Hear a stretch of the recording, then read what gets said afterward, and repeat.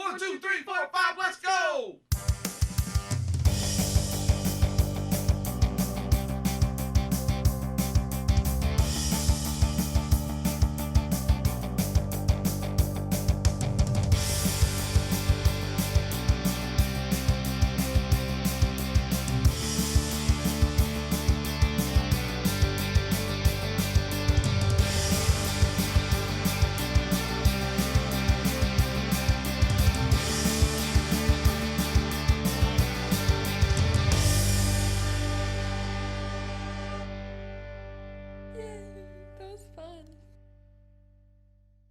Hello, podcast universe, and welcome to this special bonus episode of Fave from Fans. Today we have Kendall Fontenot. Kendall is a local guy from Lake Charles, just down the road, and Kendall will be putting on a special First Heroes classic serials of the 1930s to 1950s this coming Saturday at the Louisiana Comic-Con right here in Lafayette, Louisiana. Ken, welcome to the show. Hey, thank you for having me, Jamie. Thank you for being on here. Me too, man. We have done a couple of little things before in the past. We've done some lost episodes of Geek Show and Tell, which one day will see light. Yep. I'm sure of that.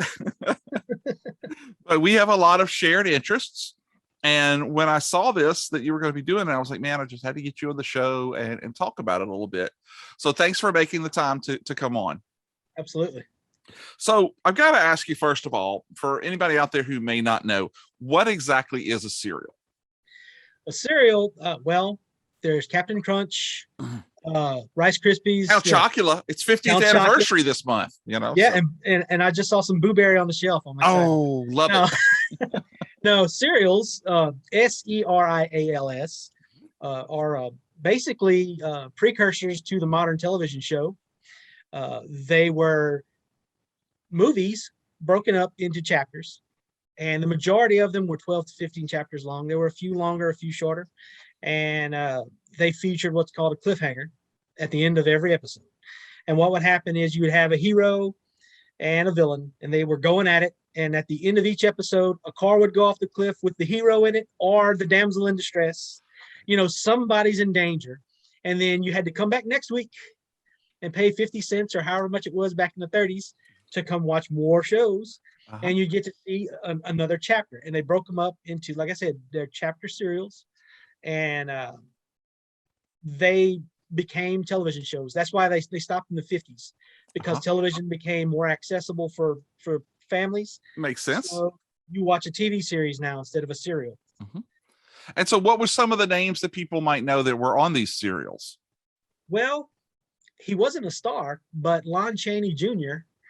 is featured in a few serials. One of them was Crash Corrigan, who was a ripoff of Flash Gordon. and it was basically, if you saw the Flash Gordon serials, you saw the Crash Corrigan serial. They just put it underwater. Okay. Lon Chaney Jr. was he was a henchman for the main villain. Okay. In there, and then Bela Lugosi appeared in a couple of them. Let's see who else. Noelle Neal, who played Lois Lane in the George Reeve series. Right. She played Lois Lane in the Superman serials as well. Oh, wow. And I did not know that. She is, as far as the actresses are concerned, she is my favorite serial actor. I love Noelle Neal simply for her portrayal of Lois Lane. She's my favorite Lois Lane. Right. All the way, man. And she was Lex's wife in the Superman Returns, right? She has was that her? She had a cameo?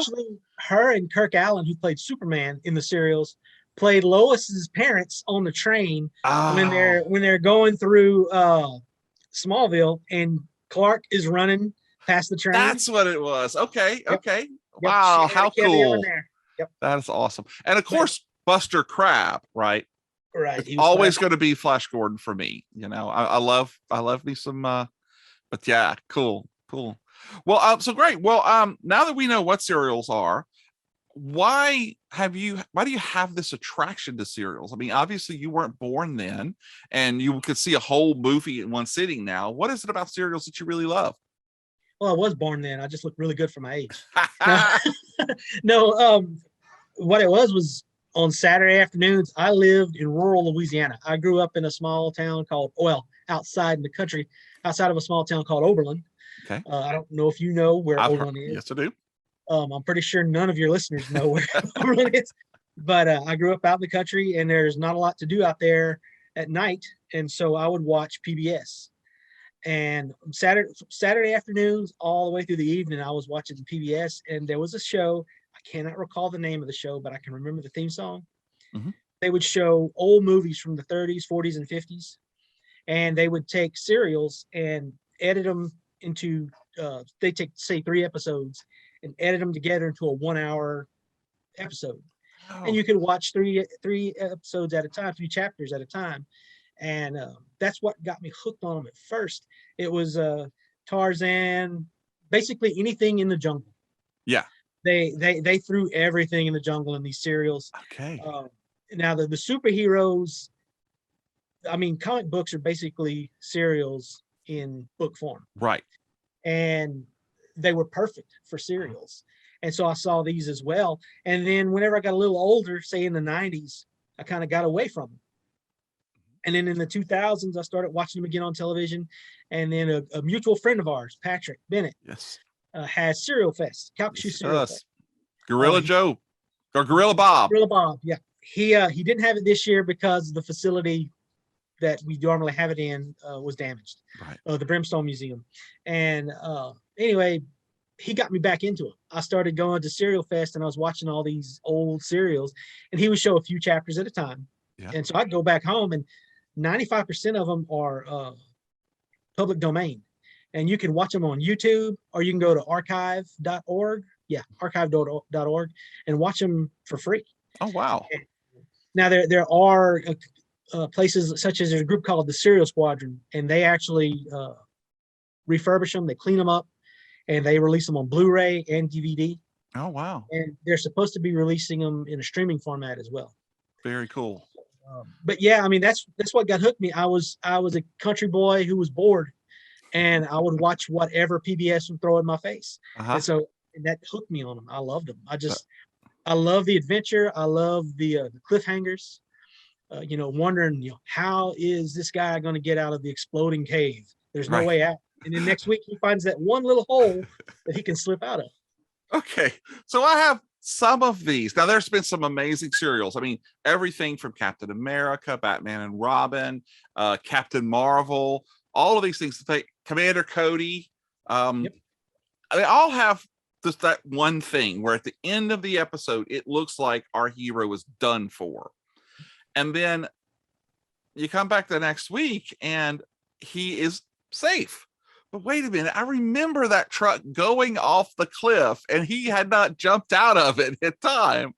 And then you come back the next week and he jumps out at the beginning. And I was like, oh, man. But it was a different time then. And so I could see how they got to put your hooks in you to get you to come back that next week and see what happened to them. And it's serials have been just, they're not never getting old. I mean, as recently as Voyager, they had Captain Proton. Yeah, Proton. They had yeah. And that was just an awesome homage to what it used to be like. Always in black and white, but they were able to do some amazing. Leonard Nimoy got one of his early roles from Zombie of the Stratosphere. Yeah. So very cool. So what can people who are coming to the Louisiana Comic-Con on Saturday, what can they expect from your panel? What should they bring with them? Well, what they need to bring with them is an open mind, number one, because like you said, these are old. So the special effects, although they were trailblazing in 1940, right, they would be laughable today, with a few exceptions. There are some very brilliant special effects, but they could just come with an open mind and expect to learn a little bit about the trailblazers who made it possible for Superman, the Christopher Reeve Superman film, for 1989's Batman, Blade, the MCU, the entire Marvel Cinematic Universe, all of those films owe their success to the success of those old serials. Because if Republic Pictures wasn't making money with Captain Marvel, they weren't going to make another movie, another serial. They weren't going to make The Phantom or any of these other ones. None of these would have been made, and nobody would pay any attention to comic book superheroes in film. Right. And it's just come for a good time. I'm not going to quiz anybody. There's no test or anything. Patrick Bennett will be with me, and I'm not going to give it away, but there's one panel in my panel. I have a slideshow. Oh, one panel is in there strictly because of Patrick. Oh, okay. I'm not going to say what it is, but there's one panel strictly for Patrick. So and, out there, y'all got to watch out for that one.